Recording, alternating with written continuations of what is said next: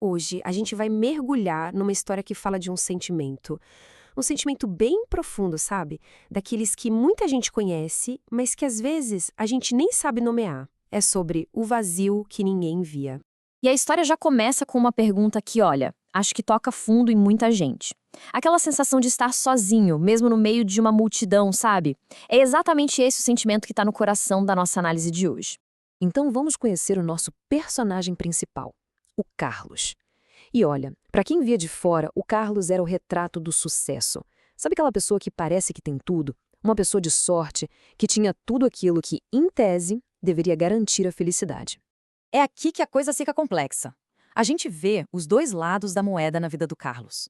De um lado, o que todo mundo enxergava: um bom trabalho, família, saúde em dia, sempre educado. A imagem perfeita, né?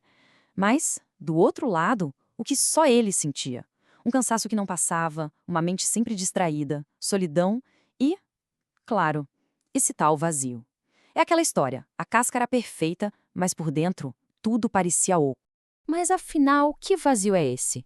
A descrição que a gente tem é muito poética até. Não era uma dor que rasga, tipo um machucado, sabe? Era mais como um peso constante. Como se tivesse alguma coisa esquecida lá no fundo da alma, impedindo que ele se sentisse inteiro, completo. E é claro que o Carlos tentou lutar contra isso. Ele fez o que, convenhamos, quase todo mundo faria, né? Tentou preencher esse buraco. Se jogou de cabeça em mais trabalho, procurou todo tipo de distração, foi às compras, ficou rolando feed nas redes sociais. Mas aí vem a grande ironia da história. Quanto mais ele tentava tapar o buraco com coisas de fora, maior o vazio ficava por dentro. Era um ciclo vicioso. Até que a gente chega no ponto de virada. Aquele momento crucial. Numa noite, sozinho, no silêncio do quarto, ele finalmente teve coragem de se fazer a pergunta. A pergunta honesta. A que mudaria tudo. Peraí, por que eu tô sentindo isso se a minha vida é normal? E esse momento, essa sinceridade total com ele mesmo, foi o primeiro passo de verdade. E logo depois dessa pergunta, o Carlos adormece. E é no sono que ele começa uma verdadeira jornada para dentro de si, que se manifesta como um sonho. Imagina só, ele está num salão todo branco, caminha até um espelho e, quando olha, não vê o próprio reflexo. Ele vê tudo o que ele tinha guardado lá no fundo: emoções, choros engolidos, palavras que nunca foram ditas.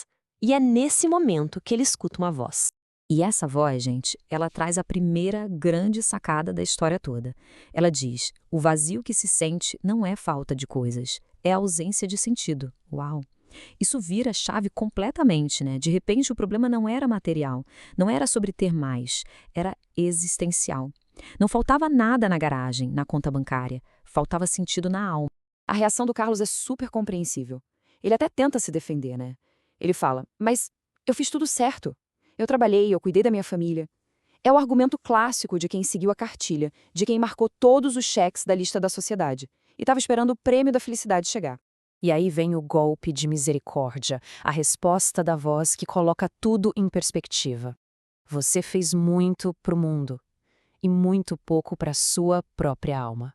Uma frase curta, simples, mas que peso, hein? O Carlos cuidou da fachada, das responsabilidades, da imagem, mas esqueceu de regar o jardim de dentro. Essa é talvez a maior virada de chave da história inteira. Aquele vazio todo não era um castigo. Não era porque ele fez algo errado. Era um chamado. Pensa num alarme de incêndio interno, sabe? Um convite, quase uma intimação, para ele finalmente olhar para dentro. Tá, mas um chamado para fazer o quê exatamente? Para se reconectar. Simples assim. Para olhar para dentro de verdade. Fazer as pazes consigo mesmo, sabe? Para começar a viver com mais presença e se preocupar menos com a aparência. E principalmente para lembrar que a alma, assim como o nosso corpo, também precisa de alimento. Quando Carlos acorda desse sonho, não tem fogos de artifício, não tem uma euforia maluca. O que ele sente é algo bem mais raro e poderoso: clareza. Ele ainda não tem todas as respostas prontas, mas pela primeira vez na vida, ele finalmente entendeu qual era a pergunta certa a se fazer. A percepção dele se transforma completamente. Aquele vazio que antes parecia um abismo escuro, um lugar de medo, agora com essa nova luz da consciência, vira outra coisa. Vira um espaço. um espaço aberto, pronto para a luz entrar, para algo novo começar a crescer, para o sentido, finalmente, florescer.